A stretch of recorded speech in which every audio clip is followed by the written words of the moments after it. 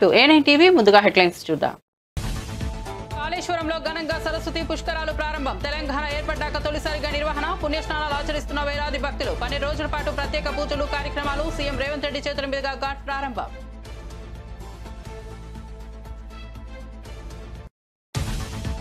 Operation Sindoor అనంతరం రాజ్నాథ్ సింగ్ తొలిసారి జమ్మూ కాశ్మీర్లో పర్యటన. బాధ్యతారహిత పాకిస్తాన్ చేతిలోని అణ్వాయుధాల భద్రతపై ప్రపంచం దృష్టి సారించాలని విజ్ఞప్తి. పాక్ అణ్వాయుధాలను ఏఈఏ పర్యవేక్షించాలని సూచన. ఉగ్రదాడులను యుద్ధ చర్యగా పరిగణిస్తామని హెచ్చరిక. వీరయ్య చౌదరి కుటుంబ సభ్యులను పరామర్శించిన మంత్రి లోకేష్. ఇటీవల ఒంగోలులో దారుణ హత్యకు గురైన టీడీపీ నేత అమ్మనప్రోలులోని వీరయ్య చౌదరి నివాసానికి వెళ్లిన మంత్రి లోకేష్. ఆయన కుటుంబ సభ్యులను పరామర్శించి ధైర్యం చెప్పిన మంత్రి అన్ని విధాలుగా అండగా ఉంటారని భరోసా.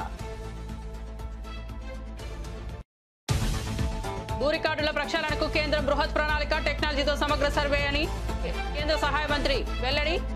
భూ వివాదాల పరిష్కారానికి కేంద్రం కొత్త సర్వే టెక్నాలజీతో సమగ్ర భూ సర్వే రీసర్వే ఆధార్తో భూ రికార్డుల అనుసంధానం తప్పనిసరి. గుంటూరులో కేంద్ర మంత్రి పెమ్మసాని ప్రకటన. భారత్ నుంచి కీలక వాణిజ్య ప్రతిపాదన వచ్చిందన్న డొనాల్డ్ ట్రంప్. అమెరికా ఉత్పత్తులపై సుంకాలు ఉండవంటూ భారత్ ఆఫర్ ఇచ్చిందన్న ట్రంప్. భారత్ లో కాకుండా అమెరికాలను ఉత్పత్తి చేయాలని ఆపిల్ కు సూచన. భారత్ అమెరికా ద్వైపాక్షిక వాణిజ్య ఒప్పందంపై చర్చలు ముమ్మరం.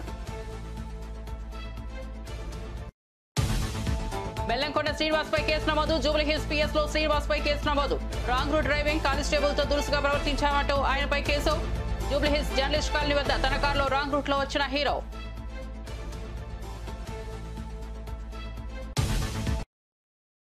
ఇక వార్త వివరాల్లోకి వెళ్తే తెలంగాణలోని ప్రఖ్యాత పుణ్యక్షేత్రం కాళేశ్వరంలో సరస్వతి పుష్కరాలు గురువారం ఘనంగా ప్రారంభమయ్యాయి. భూపాలపల్లి జిల్లాలో గోదావరి ప్రాణహిత అంతర్వాహినిగా ప్రవహించే సరస్వతి నదుల త్రివేణి సంగమం వద్ద భక్తులు పవిత్ర స్నానాలు ఆచరిస్తున్నారు. తెలంగాణ రాష్ట్రం ఏర్పడిన తరువాత జరుగుతున్న తొలి సరస్వతి పుష్కరాలు కావడంతో వీటికి విశేష ప్రాధాన్యత ఏర్పడింది.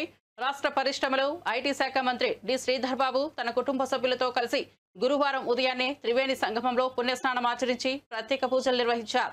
ఈ సందర్భంగా ఆయన మాట్లాడుతూ కాళేశ్వరంలోని త్రివేణి సంగమం వద్ద పవిత్ర సరస్వతి పుష్కరాల్లో పాల్గొనడం ఎంతో అదృష్టంగా భావిస్తున్నారని తెలిపారు. వేలాదిగా తరలివచ్చిన భక్తులను చూడటం గొప్ప ఆధ్యాత్మిక అనుభూతినిచ్చిందని తెలిపారు. శ్రీ శ్రీ మాధవానంద సరస్వతిజీ తొలి పుణ్యస్నానం ఆచరించడం ఈ కార్యక్రమానికి మరింత పవిత్రతను చేకూర్చిందని మంత్రి పేర్కొన్నారు.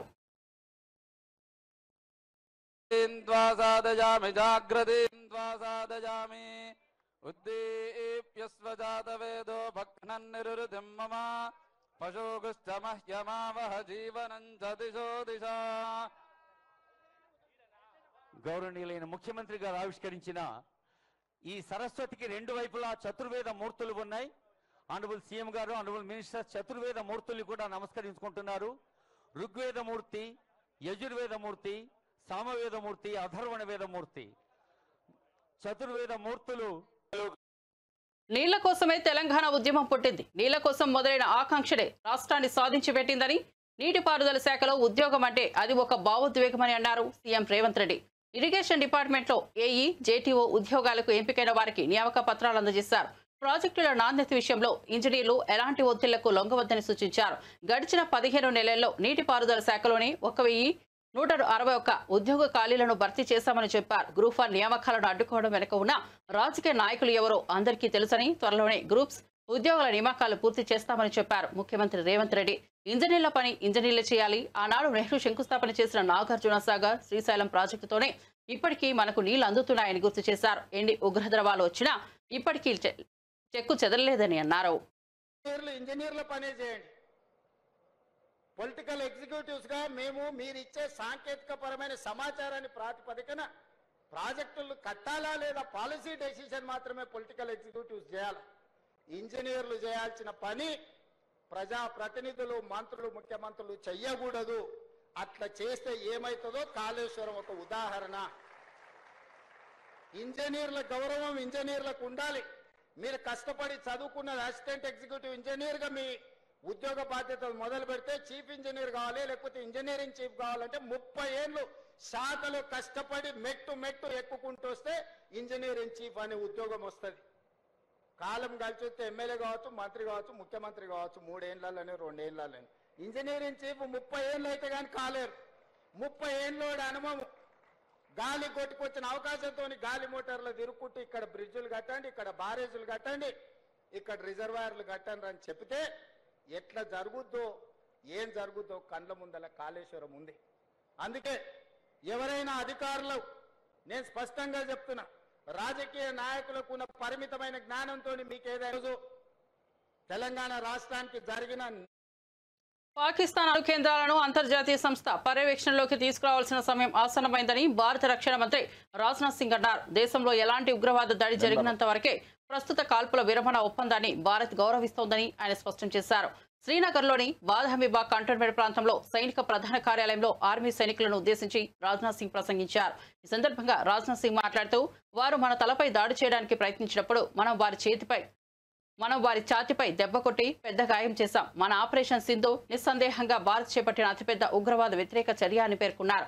ఇటీవల జరిగిన ఘర్షణల్లో ప్రాణాలు కోల్పోయిన వీర సైనికులకు ఏప్రిల్ 22న పహల్గాంలోని బైసరన్ ప్రాంతంలో ఉగ్రవాదులు జరిపిన దాడిలో మరణించిన 26 మంది పౌరులకు ఆయన నివాళులర్పించారు. उन्होंने इसमें उनको विलंब हुआ है, फिर भी वो यहाँ पर मौजूद हैं। साथियों, आज लखनऊ में BrahMos integration and testing facility centre के उद्घाटन के शुभ अवसर पर मैं आप सबसे बातचीत करते हुए बेहद प्रसन्नता की अनुभूति कर रहा हूं।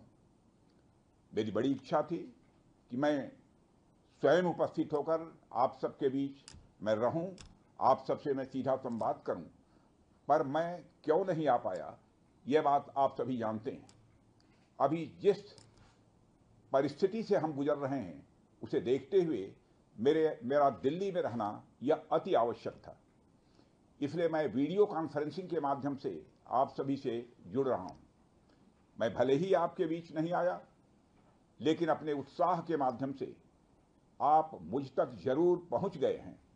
यह अपने आप में एक संदेश है कि चाहे हम किसी भी परिस्थिति में रहें, यह देश चलता रहेगा और हमारा काम नहीं रुकेगा। किसी भी स्थिति में हमारा संवाद नहीं टूटेगा। साथियों, आज का दिन हमारे शहर लखनऊ और हमारे राज्य उत्तर प्रदेश और हमारे पूरे देश के लिए एक ऐतिहासिक दिन है। आज का दिन मैं समझता हूं उस शक्ति की आराधना का दिन है जो हमारी सेनाओं को संबल प्रदान करती है, जो हमारी सेनाओं में निहित होकर दुश्मन पर कहर बरसाती है। आज का दिन मेरे लिए व्यक्तिगत रूप से बहुत ही महत्वपूर्ण है, क्योंकि मैंने अपने शहर लखनऊ के लिए एक सपना देखा था कि मेरा शहर भारत के डिफेंस सेक्टर को मजबूत करने में एक बड़ा योगदान दे। वह सपना अब पूरा हो रहा है। साथियों, BrahMos integration and testing facility का उद्घाटन इसलिए भी महत्व रखता है क्योंकि आज का दिन बहुत ही खास है। आप सब तो जानते ही हैं कि आज नेशनल टेक्नोलॉजी डे है। आज ही के दिन 1908 समयबद्ध तरीके से पूरा करते रहे। इस मौके पर मैं उत्तर प्रदेश के माननीय मुख्यमंत्री श्री योगी आदित्यनाथ जी का विशेष आभार प्रकट करता हूं। यदि इतने कम समय में ब्रह्मोस की इंटीग्रेशन एंड टेस्टिंग फैसिलिटी की स्थापना हो सकी, तो इसके पीछे योगी जी का बहुत बड़ा योगदान है। मैं डीआरडीओ, हमारे वैज्ञानिक, हमारे इंजीनियर्स और इस प्रोजेक्ट से जुड़े हर व्यक्ति और संस्था को मैं हृदय से बधाई देता हूं। आप लोगों ने दिन रात मेहनत करके इस इंटीग्रेशन एंड टेस्टिंग फैसिलिटी को खड़ा किया है। देश भर के वैज्ञानिक, इंजीनियर्स और युवाओं का योगदान हमें इस फैसिलिटी सेंटर में देखने को मिलेगा। मैं आपकी मेहनत और लगन को नमन करता हूं। టీడీపీ నేత మాజీ ఎంపీపీ ముప్పవరపు వీరయ్య చౌదరి కుటుంబ సభ్యులను విద్యా ఐటీ శాఖల మంత్రి నారా లోకేష్ పరామర్శించారు. ఉదయం ప్రకాశం జిల్లా నాగులుపులపాడు మండలం అమ్మనబ్రోలులోని వీరయ్య చౌదరి నివాసానికి వెళ్లిన మంత్రి లోకేష్ ముందుగా ఆయన చిత్రపటానికి పూలమాలలు వేసి నివాళులు అర్పించారు. అనంతరం వీరయ్య చౌదరి సతీమణి, కుమారుడు, ఇతర కుటుంబ సభ్యులను పరామర్శించి ధైర్యం చెప్పారు. వీరయ్య చౌదరితో తనకున్న అనుబంధాన్ని సందర్భంగా మంత్రి గుర్తు చేసుకున్నారు. యువకులం పాదయాత్ర సమయంలో తనతో పాటు అడుగులు వేశారని, పార్టీ బలోపేతం కోసం కృషి చేసిన వీరయ్య చౌదరి దారుణ హత్య బాధాకరమని అన్నారు. హత్య నిందితులను కఠినంగా శిక్షిస్తామన్నారు. వీరయ్య చౌదరి కుటుంబానికి పార్టీ అన్ని విధాలుగా అండగా ఉంటుందని భరోసా ఇచ్చారు.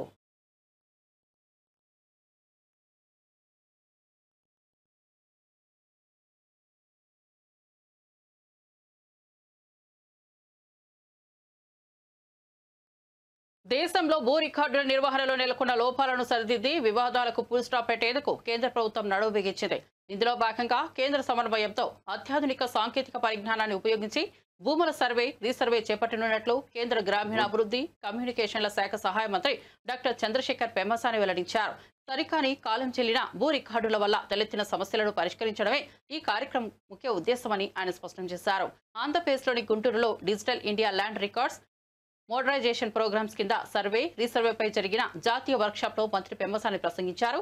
ఈ కార్యక్రమం కేంద్ర ప్రాయోజిత పథకమని, పూర్తిగా సాంకేతిక పరిజ్ఞానంపై ఆధారపడి నడుస్తుందని తెలిపారు. డ్రోన్లు, విమానాల ద్వారా ఏరియల్ సర్వేలు చేయడం వల్ల సాంప్రదాయ పద్ధతుల్లో పోలిస్తే కేవలం 10% ఖర్చుతోనే సర్వే పూర్తి చేయవచ్చని ఆయన వివరించారు.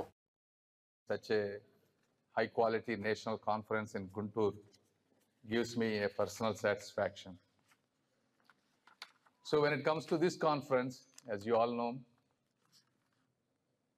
land is not just a physical asset in India.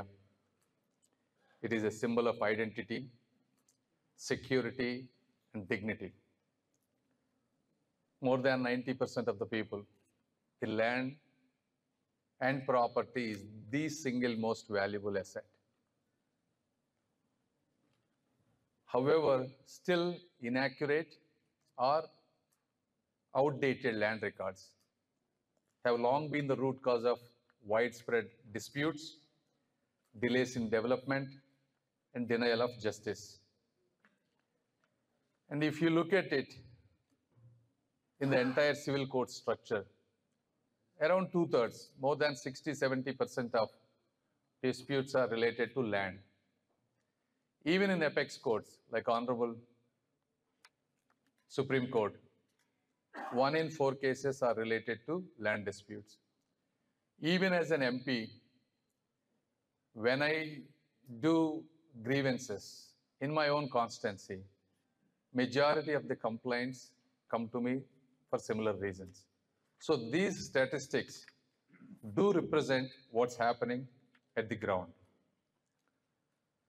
I don't know how many of you know who I am, but I was in US for 25 years. I went to US in year 2000. I bought my first house in year 2005 there. So the process was, I chose a realtor who showed me several houses. I picked a house. We're going to buy this house. And some price was set. Then he told me, sir, today there will be a date. We are going to close the house. He gave me a date. Then he said, okay, what all do I have to do? Because I remember the registration process of India. Where do I have to come? How much time I have to spend? What are all the things I need to do? He said, no, you don't have to do anything. You just stay between 11 and 12 at your house. This is what they told me. So 11 o'clock, 3-4 people came, a title company, a government official, and my realtor. They handed me 10 papers to sign, one for insurance, and all these that I verified the house is in good condition, all that stuff. I signed in 5 minutes. They asked the check. I gave the check. They gave me the keys. The entire process happened in less than 15 minutes for me. I was literally shocked. How can this whole system can work like this? But the idea, I mean, why can't we do these things in India, right? And obviously India has progressed quite a bit since that time. And with visionary leaders like Honorable Prime Minister Sri Narendra Modi ji, or my cabinet minister. YCP నేత గన్నవరం మాజీ MLA Vallabhaneni వంశీని jail నుంచి హుటాహుటిన ఆసుపత్రికి తరలించారు. శ్వాస తీసుకోవడంలో ఆయనకు ఇబ్బంది తలెత్తడంతో జైలు అధికారులు ఆసుపత్రికి తీసుకెళ్లారు. వంశీకి ప్రస్తుతం ఆసుపత్రిలో వైద్యం కొనసాగుతుంది. అయితే విషయం బయటకు తెలియడంతో ఆసుపత్రి వద్దకు వైసీపీ శ్రేణులు భారీగా చేరుకున్నట్లు సమాచారం. కాగా సత్యవర్ధన్ కిడ్నాప్ కేసులో వంశీకి విజయవాడలో ఎస్సీ/ఎస్టీ కోర్టు మంగళవారం బెయిల్ మంజూరు చేసిన విషయం తెలిసిందే. ఆయనతో పాటు మరో 4గురికి ఈ కేసులో కోర్టు బెయిల్ మంజూరు చేసింది. అయితే గన్నవరం టీడీపీ కార్యాలయంపై కేసులో వంశీ ప్రస్తుతం విజయవాడ జిల్లా జైల్లో రిమాండ్ ఖైదీగా ఉన్నారు. ఈ క్రమంలో తాజాగా ఆయన అస్వస్థతకు గురి కావడంతో అధికారులు చికిత్స కోసం ఆసుపత్రికి తరలించారు. వల్లభనేని వంశీ ఆరోగ్యంపై వైసీపీ శ్రేణులు ఆందోళన వ్యక్తం చేస్తున్నాయి. అమెరికా అధ్యక్షుడు డొనాల్డ్ ట్రంప్ గురువారం నాడు కీలక వ్యాఖ్యలు చేశారు. పలు అమెరికన్ వస్తువులపై ఎలాంటి సుంకాలు విధించకుండా ద్వైపాక్షిక వాణిజ్య ఒప్పందం కుదుర్చుకోవడానికి భారత్ ముందుకొచ్చిందని ఆయన తెలిపారు. ఖతార్ రాజధాని దోహాలో పర్యటిస్తున్న ట్రంప్ అక్కడ వ్యాపార ప్రతినిధులతో జరిగిన సమావేశంలో ఈ విషయాన్ని వెల్లడించారు. సుంకాలు లేకుండా వాణిజ్యం చేసుకునేందుకు భారత్ ఓ ఒప్పందాన్ని ప్రతిపాదించిందని ట్రంప్ పేర్కొన్నారు. అయితే ఈ ప్రతిపాదనకు సంబంధించి మరిన్ని వివరాలను ఆయన వెల్లడించలేదు. ఇదే సమయంలో ఆపిల్ సీఈఓ టిమ్ కుక్ తో తాను మాట్లాడినట్లు ట్రంప్ తెలిపారు. భారత్ లో మరిన్ని తయారీ కేంద్రాలను ఏర్పాటు చేయాలన్న ప్రణాళికను విరమించుకొని అమెరికాలోనే ఆ ప్లాంట్లను నిర్మించడంపై దృష్టి పెట్టాలని సూచించినట్లు చెప్పారు. ఆపిల్ తన ఉత్పత్తిని అమెరికాలో పెంచనుందని ట్రంప్ పేర్కొన్నారు.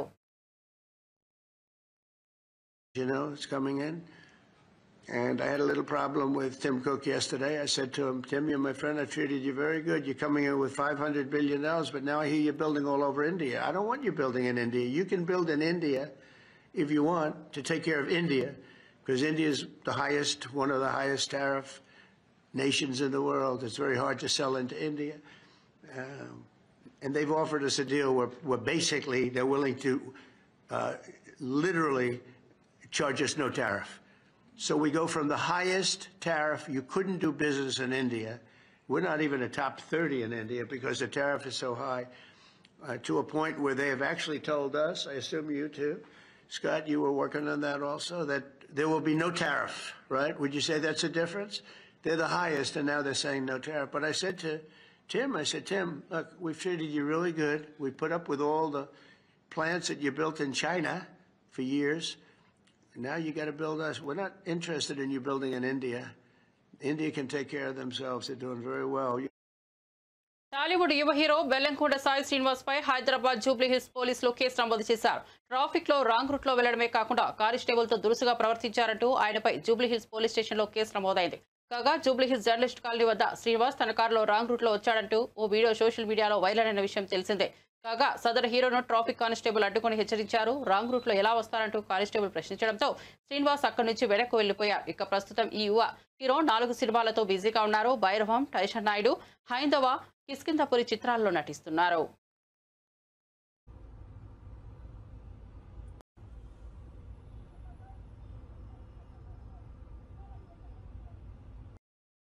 ఆంధ్రప్రదేశ్లో డిజిటల్ పాలనను విస్తరింపజేసే దిశగా రాష్ట్ర ప్రభుత్వం గట్టిగా అడుగులు వేస్తోందని ఏపీటీఎస్ చైర్మన్ మన్నవ మోహన్ కృష్ణ తెలిపారు. విజయవాడలో నిర్వహించిన మీడియా సమావేశంలో ఆయన మాట్లాడుతూ కూటమి ప్రభుత్వం అధికారంలోకి వచ్చిన తర్వాత ఐటీ రంగ అభివృద్ధికి ప్రత్యేక ప్రాధాన్యత ఇస్తున్నామని చెప్పారు. రాష్ట్ర వ్యాప్తంగా 26 జిల్లాల్లో ఏపీ టెక్నాలజీ సర్వీసెస్ కార్యాలయాలు ఏర్పాటు చేశామని చెప్పారు. సాంకేతిక సేవలు, సైబర్ సెక్యూరిటీ విభాగాలను మరింత విస్తరించే ప్రణాళికలో ఉన్నామని వివరించారు. ప్రభుత్వ శాఖలతో పాటు ప్రైవేట్ రంగానికి కూడా సైబర్ ఆడిటింగ్ సేవలు అందించబోతున్నామని, ముఖ్యంగా బ్యాంకింగ్, ఆరోగ్య, బీమా, టెలికాం రంగాలను లక్ష్యంగా పెట్టుకున్నామని పేర్కొన్నారు. ఇంకోటి ఆధార్ ఎనేబుల్డ్ సర్వీసెస్ ఆంధ్రప్రదేశ్లో ఆధార్ ఆధారిత సేవలకు ఏపీటీఎస్ ఒక నోడల్ ఇంప్లిమెంటేషన్ ఏజెన్సీగా పనిచేస్తూ ఉంది. యుఐడిఏఐ గైడ్లైన్స్ అనుసరించి ఏవిఏ మరియు కేవిఏ సర్వీసెస్ని అందిస్తుంది. ఏయుఏ అంటే authentication user agency services and KUA అంటే know your customer authentication user agency services. అంటే పౌరుల యొక్క బయోమెట్రిక్స్ మరియు వాళ్ళ జియోగ్రాఫిక్ డేటా ఆధారంగా పౌర సేవలను అందించడానికి ఈ అథెంటికేషన్ జరుగుతోంది. ప్రభుత్వ పౌర సేవల్లో భాగంగా ఆంధ్రప్రదేశ్ ప్రభుత్వం ఎన్నో ప్రభుత్వ విభాగాలకు ఏపీటీఎస్ ఈ అథెంటికేషన్ సర్వీసెస్ అందిస్తూ ఉంది. ప్రభుత్వం ప్రజలకు అందిస్తున్న సంక్షేమ పథకాలు మరియు సేవలు అర్హులకు అందటానికి జరగటంలో ఇది చాలా ముఖ్యం. ఈ ప్రక్రియ సజావుగా, సురక్షితంగా జరగటంలో డిజిటల్ సిగ్నేచర్ సర్టిఫికేట్లు ఎంతో కీలక పాత్ర పోషిస్తాయి. ప్రభుత్వ ఉద్యోగుల్లో అందరూ కూడా అఫీషియల్ సిగ్నేచర్స్కి డిజిటల్ సిగ్నేచర్సే వాడాలి అని చెప్పేసి ప్రభుత్వం కూడా నిర్దేశించడం జరిగింది. ఆంధ్రప్రదేశ్లోని అన్ని ప్రభుత్వ విభాగాలకు ఈ డిజిటల్ సిగ్నేచర్స్ని ఏపీటీఎస్ అందిస్తోంది, డిజిటల్ సిగ్నేచర్ సర్టిఫికెట్ని అందిస్తోంది. గత 10 నెలల కాలంలో ఏపీటీఎస్ దాదాపు 19,500. అమరావతిలోని సచివాలయంలో ముఖ్యమంత్రి చంద్రబాబు నాయుడు అధ్యక్షతన 6వ రాష్ట్ర పెట్టుబడుల ప్రోత్సాహక మండలి సమావేశం జరిగింది. ఈ సమావేశానికి మంత్రులు గొట్టిపాటి రవికుమార్, అచ్చెన్నాయుడు, కందుల దుర్గేష్, వాసంశెట్టి సుభాష్ హాజరయ్యారు.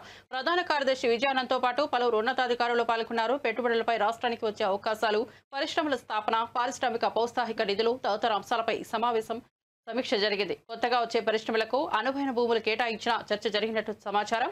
రాష్ట్ర అభివృద్ధికి పెట్టుబడుల ఆహ్వానం ఎంతో కీలకమని సీఎం చంద్రబాబు అభిప్రాయపడ్డారు. పారిశ్రామికీకరణలో వేగం పెంచేందుకు విభిన్న రంగాలపై దృష్టి సారించాలని ఆయన సూచించారు.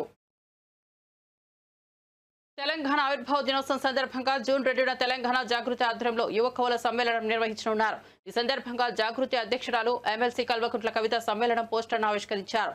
తెలంగాణ స్ఫూర్తిని ప్రతిబింబించే కవిత్వాన్ని ప్రోత్సహించడమే లక్ష్యంగా ఈ కార్యక్రమాన్ని నిర్వహిస్తున్నట్లు తెలిపారు. బీఆర్ఎస్ నేతల విమర్శలకు మంత్రి సీతక్క కౌంటర్ ఇచ్చారు. కాళ్లు కడిగించుకునే దొరల సంస్కృతి మీరి ఇప్పుడు అధికారం పోయిన తర్వాత ఆత్మగౌరవం గుర్తొచ్చిందా అంటూ ప్రశ్నించారు. మిస్ వరల్డ్ కంటెస్టెంట్ కాళ్లు ప్రభుత్వం కడగలేదని తప్పుడు ప్రచారం చేయడం మానుకోండి, తప్పుడు మాటలు బంద్ చేయండి అంటూ తీవ్ర వ్యాఖ్యలు చేశారు. సిగ్గనిపించట్లే మీకు? ప్రభుత్వం చేసిందా? మీరు ఎంతో మంది సినిమా యాక్టర్లతోటి ఆ యాక్టర్లు ఈ యాక్టర్లు ఈ వెంకలు ఆ వెంకలు ఆ వంకలు ఈ వెంకలతోటి వాళ్ళ కోసం హైదరాబాద్ నంతా ఏదోదో చేసినప్పుడు గుర్తుకు రాలే మీకు తెలంగాణ ఆత్మగౌరవం? ఈరోజు తప్పుడు మాటలు బంద్ చేయండి. ప్రజలు ఎవరు కూడా ఊరుకోరు. కాబట్టి సవితమ్మ అబద్ధాలకు అంబాసిడర్గా మారకు. తెలంగాణ ప్రభుత్వం ఎవరి కాళ్ళు కడిగడానికి సిద్ధంగా లేదు. మీలాంటి వాళ్ళు, మీ నాయకులు లాంటి వాళ్ళు తెలంగాణ ప్రజలను అణిచిపెట్టి కాళ్ళు కడిగించుకునే చరిత్ర, కాళ్ళు మొక్కించుకునే చరిత్ర ఆ కుటుంబాలది, ఆ నాయకులది, ఆ దొరతనాంది, ఆ దురహంకారంది. ఆ దురహంకారానికి వ్యతిరేకంగానే ఈ తెలంగాణ సమాజం తిరుగుబాటు జెండాను ఎగిరేసింది. కాబట్టి ఇక్కడ నిన్న జరిగిన దాంట్లో కేవలం మేము తెలంగాణ సంస్కృతి, గిరిజన సంస్కృతి, సాంప్రదాయాల బద్ధంగానే మేము అక్కడ చేసినాం. కాకతీయుల వారసత్వాన్ని, కాకతీయుల యొక్క పరిపాలనను, రుద్రమాదేవి యొక్క శౌర్యాన్ని, పౌరుషాన్ని అక్కడ కళారూపంలో కూడా ప్రదర్శించడం జరిగింది. సక్సెస్ అయినందుకు మరి ఓర్వలేక రకరకాల కామెంట్ చేస్తారు. అధికారం పోయిన తర్వాత ప్రజలు గుర్తుకొస్తారు. అధికారం పోయిన తర్వాత నీకు ఆత్మగౌరవం గుర్తుకొస్తుంది. ప్రభుత్వం అనడానికి సిగ్గనిపించట్లే మీకు? ప్రభుత్వం చేసిందా? మీరు ఎంతో మంది సినిమా యాక్టర్లతోటి ఆ యాక్టర్లు ఈ యాక్టర్లు ఈ వెంకలు ఆ వెంకలు ఆ వంకలు ఈ ఎక్సైజ్ శాఖ మంత్రి కొల్లు రవీంద్ర తీవ్ర ఆరోపణలు చేశారు. మద్యం కుంభకోణానికి సూత్రధారి, పాత్రధారి వైఎస్ఆర్సీపీ అధినేత జగన్మోహన్ రెడ్డి అని మండిపడ్డారు. అమరావతిలోని ఎన్టీఆర్ భవన్లో ఏర్పాటు చేసిన మీడియా సమావేశంలో మాట్లాడిన ఆయన గత ప్రభుత్వం మద్యం పాలసీ పేరిట భారీ స్కామ్ జరిగిందని ఆరోపించారు. అక్రమ ఒప్పందాలతో కోట్లు లూటీ చేశారని, విచారణ జరిపి బాధ్యులపై కఠిన చర్యలు తీసుకుంటామని స్పష్టం చేశారు.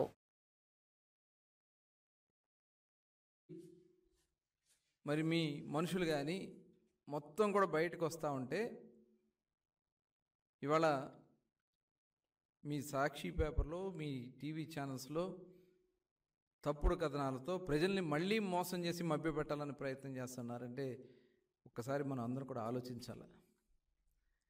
ఇవాళ మొత్తం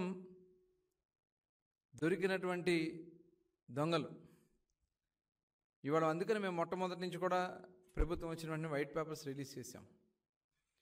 వైట్ పేపర్స్లో క్లియర్గా ఎక్కడెక్కడ దోపిడీ జరిగింది, ఏ రకంగా వీళ్ళు దాన్ని ఉపయోగించుకున్నారు అని క్లియర్గా మేము ఇచ్చాం. ఇవాళ ఏదైతే మేము ఇచ్చామో అదే విషయాన్ని వైఎస్ఆర్ పార్టీకి నెంబర్ 2గా ఉన్నటువంటి వ్యక్తులు కూడా బయటికి చెప్పారు. ఇవాళ దాన్ని తీసుకొచ్చి వాళ్ళందరినీ కూడా తెలుగుదేశం పార్టీతో అక్కడ విచారణలో అరెస్ట్ అయినటువంటి వ్యక్తుల్ని, లేకపోతే విచారణ పిలిచినటువంటి వ్యక్తుల్ని తెలుగుదేశం పార్టీకి అంటగట్టాలని ప్రయత్నం చేస్తా ఉన్నదంటే ఇంతకంటే సిగ్గుచేటు ఇంకోటి ఉంటుందా? నేను ఈ సందర్భంగా అడుగుతా ఉన్నా, ఈ కుంభకోణంలో గత నెల రోజులుగా వస్తున్నటువంటి వార్తల్లో విజయసాయిరెడ్డి గారిని విచారణ చేస్తే ఆయన ఏ పార్టీ? మిథున్ రెడ్డి గారు ఏ పార్టీ? రాజకేశ్వరరెడ్డి మరి ఆయన ఎవరు? జగన్మోహన్ రెడ్డి గారు అనుచరుడు కాదా? గోవిందప్ప, ధనుంజయ రెడ్డి గారు, కృష్ణమోహన్ రెడ్డి గారు వీళ్ళ పాత్రలన్నీ గురించి కూడా స్పష్టమైనటువంటి ఆధారాలతో ఇవాళ వార్తలు వస్తామంటే వీరంతా ఏ పార్టీకి చెందిన వాళ్ళు జగన్మోహన్ రెడ్డి గారు? ఇవాళ తప్పుడు కథనాలను మీరు రాయిస్తూ మసిపూసి మారేడుకాయ చేయాలని ప్రయత్నం చేస్తే జరగదు. సిట్ విచారణ జరుగుతుంది, వాస్తవ విషయాలు మొత్తం కూడా బయటకు వస్తాయి. ఎవరెవరు దీంట్లో పాత్రలు ఉన్నారో, పాత్రదారులు, సూత్రధారులు, ఎవరెవరు ఎక్కడ ఎంత దోపిడీ చేశారో మొత్తం కూడా బయటకు వస్తుంది. 2019లో వీరెవరికన్నా మద్యం వ్యాపారాలతో సంబంధాలు ఉన్నాయా? 2019కి ముందు మద్యం వ్యాపారంతో సంబంధం లేనటువంటి వీళ్ళు మద్యం వ్యాపారానికి కేవలం మీ ప్రభుత్వంలో వచ్చింది వాస్తవం కాదా? దీనికి పూర్తి ఆధారాలు ఉన్నాయి, వాస్తవం కాదా? ఇంకా ఏదో మభ్య పెట్టాలని బులెటిన్ ముగించే ముందు హెడ్లైన్స్ మరోసారి చూద్దాం. కాళేశ్వరంలో ఘనంగా సరస్వతి పుష్కరాలు ప్రారంభం. తెలంగాణ ఏర్పడ్డాక తొలిసారిగా నిర్వహణ. పుణ్యస్నానాలు ఆచరిస్తున్న వేలాది భక్తులు. 12 రోజుల పాటు ప్రత్యేక పూజలు, కార్యక్రమాలు. సీఎం రేవంత్ రెడ్డి చేతుల మీదుగా ఘాట్ ప్రారంభం.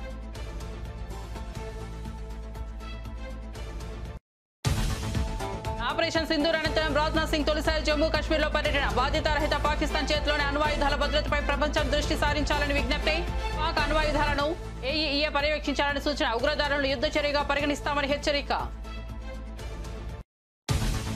వీరయ్య చౌదరి కుటుంబ సభ్యులను పరామర్శించిన మంత్రి లోకేష్. ఇటీవల ఒంగోలులో దారుణ హత్యకు గురైన టీడీపీ నేత అమ్మనప్రోలులోని వీరయ్య చౌదరి నివాసానికి వెళ్లిన మంత్రి లోకేష్. ఆయన కుటుంబ సభ్యులను పరామర్శించి ధైర్యం చెప్పిన మంత్రి అన్ని విధాలుగా అండగా ఉంటారని భరోసా. భూ రికార్డుల ప్రక్షాళనకు కేంద్రం బృహత్ ప్రణాళిక, టెక్నాలజీతో సమగ్ర సర్వే అని కేంద్ర సహాయ మంత్రి వెల్లడి. భూ వివాదాల పరిష్కారానికి కేంద్రం కొత్త సర్వే టెక్నాలజీతో సమగ్ర భూ సర్వే, రీసర్వే ఆధార్తో భూ రికార్డుల అనుసంధానం తప్పనిసరి. గుంటూరులో కేంద్ర మంత్రి పెమ్మసాని ప్రకటన. భారత్ నుంచి కీలక వాణిజ్య ప్రతిపాదన వచ్చిందన్న డొనాల్డ్ ట్రంప్. అమెరికా ఉత్పత్తులపై సుంకాలు ఉండవంటూ భారత్ ఆఫర్ ఇచ్చిందన్న ట్రంప్. భారత్లో కాకుండా అమెరికాలను ఉత్పత్తి చేయాలని ఆపిల్ కు సూచన. భారత్ అమెరికా ద్వైపాక్షిక వాణిజ్య ఒప్పందంపై చర్చలు ముమ్మరం. బెల్లంకొండ శ్రీనివాస్పై కేసు నమోదు. జూబ్లీహిల్స్ పిఎస్ లో శ్రీనివాస్పై కేసు నమోదు. రాంగ్ రూట్ డ్రైవింగ్, కానిస్టేబుల్ తో దురుసుగా ప్రవర్తించామంటూ ఆయనపై కేసు. జూబ్లీహిల్స్ జర్నలిస్ట్ కాలనీ వద్ద తన కారులో రాంగ్ రూట్ లో వచ్చిన హీరో.